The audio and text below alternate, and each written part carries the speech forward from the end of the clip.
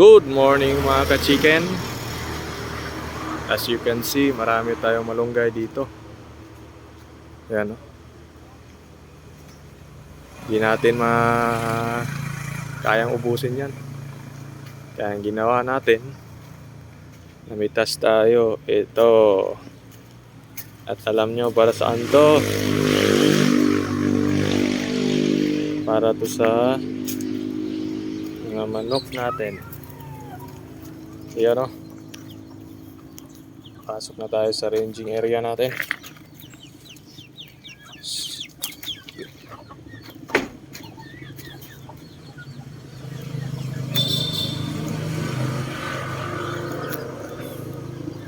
Lakas kumain yung mga alaga natin ito, guys. Lalo na pag gutom. Ewan ko lang ngayon, parang busog pa to sila eh. Pero try natin.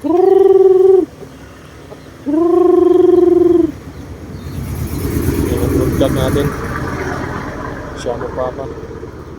Kasi yung kung nakasubaybay kayo sa video ko, sa previous videos ko, yung pinakamatanda nating broadcast na puluano, yung pulang kulay binenta natin kasi nagkaroon ng tutok sa paa.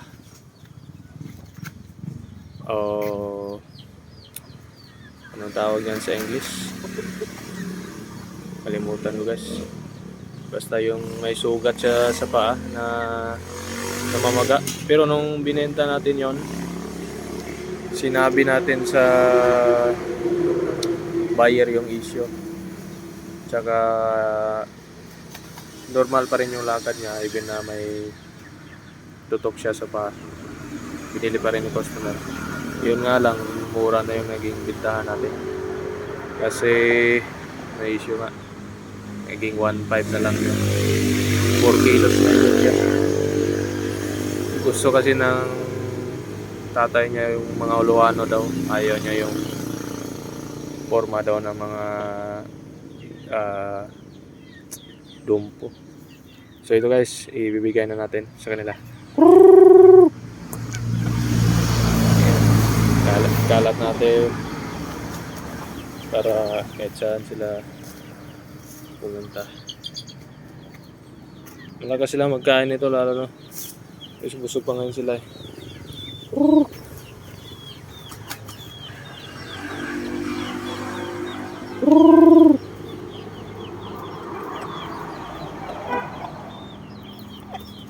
Diba? Yun. Yun. Yun, sumunod na rin yung iba. O, diba? Kain din sila, guys. Doon na rin yung iba. Ayan, kaya kung meron kayong inukan sa inyo, tsaka may malawak pa kayong lupang matamnan, tanim kayo ng malunggay. Kasi pwede nyo rin, no? Pagkain sa manok. Malunggay is the best. Tsaka healthy pa yan. Tumataba pa yung manok dyan. Oh. Oh, diba? Ilantak na nila. Ilantak na nila, guys. Partida, busog pa yan.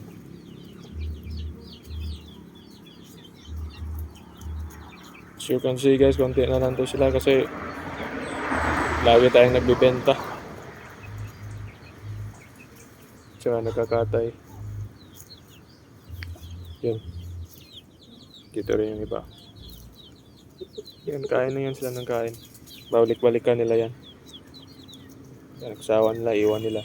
Kapag gusto na naman nilang kumain, babalikan na naman nila. So may isa tayong dito. Dumpo. 2 months old. Wala pang balahibo. May kilala tayo dito, taga dito lang din sa barangay namin. Nagipag-swap siya dun sa puluano ko na babae. Pero yung sa akin 5 months na yun yung nag-swap kami. Kaya ito nasa 1 month na higit pa lang yung time na yun. Dito naman meron tayong naglimlim dito. Huluano hen. Luano and ito yung last na sisiyo niya. Sumasama pa rin dito. Kaya tinatanggal natin kasi nagkakaroon ng maraming ipot yung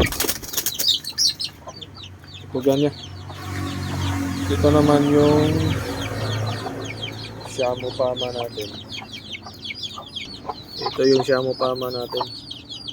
Kapatid to sila nung broadcast natin ngayon, pero hindi iba yung nagkupa nito, iba yung ama ng mga sisiyo na to. Hindi natin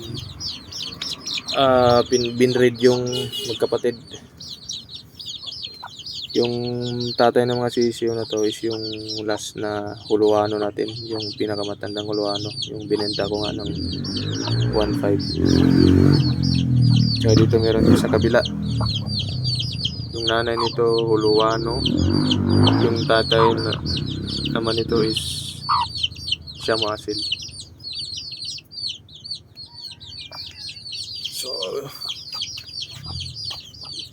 may last pa tayo ditong. Ito naman yung isang inahin natin, pure Huluano. So yun lang guys. Maraming salamat sa panonood. Please subscribe sa YouTube channel natin. Hanggang sa muli.